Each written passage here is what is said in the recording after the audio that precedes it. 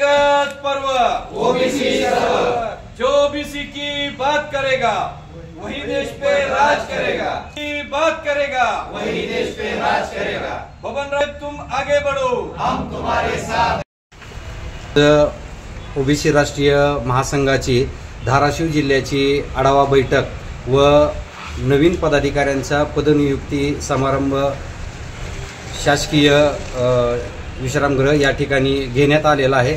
या पदनियुक्ती समारंभामध्ये जवळपास 15 ते 16 नवीन पदाधिकाऱ्यांच्या नियुक्त्या करण्यात आलेल्या आहेत। जे पदाधिकारी धाराशिव जिल्ह्यामध्ये प्रत्येक तालुक्यामध्ये प्रत्येक गावामध्ये ओबीसी जे मायक्रो ओबीसी आहेत त्यांच्यासाठी काम करण्यासाठी आपले ओबीसी राष्ट्रीय महासंघाचे कार्य आणि उद्देश डॉक्टर बबनराव तायवाडे साहेबांनी जे काही कार्य केलेलं आहे ओबीसी महासंघाच्या याच्या अनुषंगाने ते कार्य जिल्हाभरात सर्वसामान्यांपर्यंत पोहोचवण्यासाठी आज ही आढावा बैठक घेतलेली आहे व त्याच दरम्यान पदाधिकाऱ्यांच्याही नियुक्त्या करण्यात आलेल्या आहेत। इथून पुढच्या काळामध्ये प्रत्येक गावामध्ये शाखा स्थापन करून प्रत्येक सामान्यांपर्यंत पोहोचण्याचं काम राष्ट्रीय ओबीसी महासंघाच्या मार्फत धाराशिव जिल्ह्यात केलं जाईल।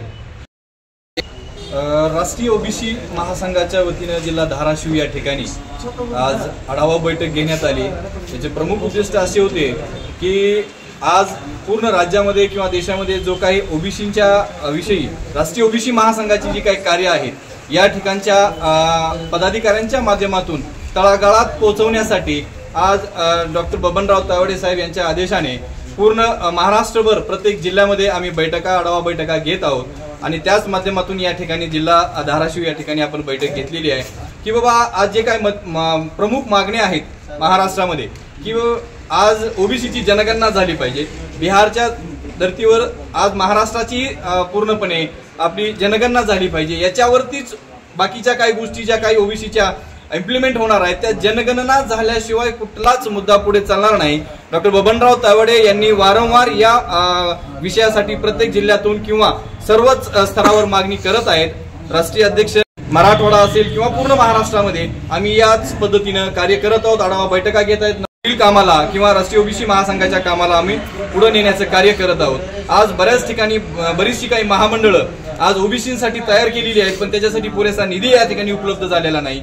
त्या महामंडळाला कोण अध्यक्ष आहे कोण त्या ठिकाणी सदस्य आहेत त्याची पूर्णपणे बॉडी जी असती ती पूर्णपणे डिसाईड झालेली नाही। प्रत्येक जिल्ह्याला काही प्रतिनिधी त्या महामंडळाचे नियुक्त करायला पाहिजे, त्या नियुक्त्या अजून त्या शासनाच्या माध्यमातून झालेल्या नाही। अशा विविध मागण्यांसाठी कायमस्वरूपी आपला राष्ट्रीय ओबीसी महासंघ ऍक्टिव्हली काम करत असतो। त्याच्यासाठी आपण या ठिकाणी आढावा बैठक घेऊन पुन्हा एकदा नवचैतन्य आपल्या कार्यकर्त्यांमध्ये पदाधिकाऱ्यांमध्ये भरण्यासाठी जिल्हाध्यक्ष आपले दिनेशजी बनगर या ठिकाणी आपले धाराशिव जिल्ह्याचं काम पाहत आहेत आणि येणाऱ्या काळामध्ये राष्ट्रीय ओबीसी महासंघाचे पूर्ण पदाधिकारी गावागावामध्ये दिसतील हा उद्देश घेऊन आम्ही या आढावा बैठक तसेच संघटनेच्या माध्यमाने आम्ही काम करत आहोत।